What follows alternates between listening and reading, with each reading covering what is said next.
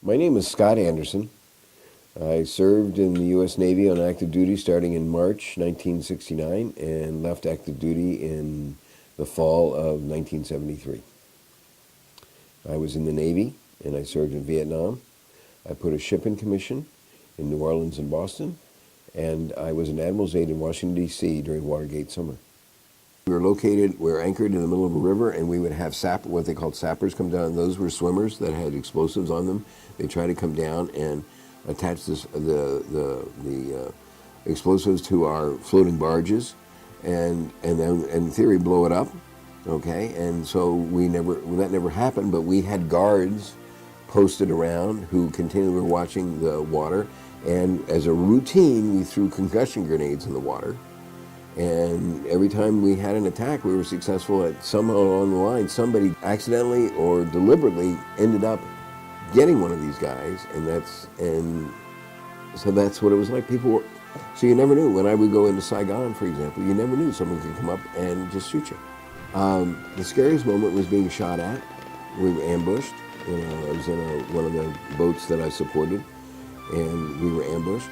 And it gets scary because you can't see where things are coming from. It was at night, and so we were returning fire, and we didn't know where the fire was coming from. But the first response is you fire back and you charge wherever you're being fired on. So so much of it is just blind reaction to what you've been trained to do.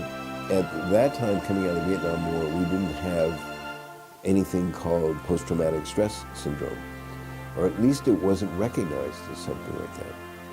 And I've looked back on my time there, and I wondered whether I had that or not. When I was dating my wife some years later, let's see, I came down here to Newport Beach in 75, so walking around Balboa Island. So I left the military in 73 and left Vietnam in 70. And a car backfired, and it was a shot. I mean, it sounded just like a shot.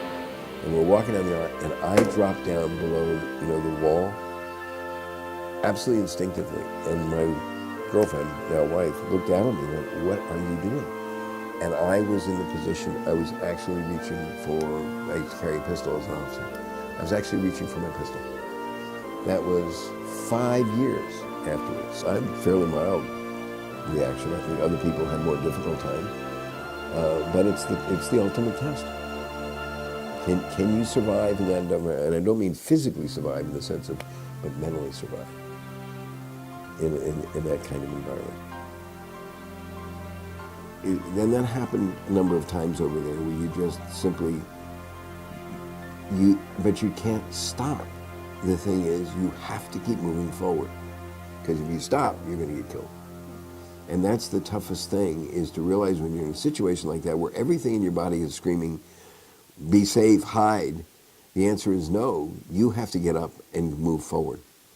And so in lessons of life, it's fabulous, because that is what happens in life, is so many people quit. They do not get up and move forward.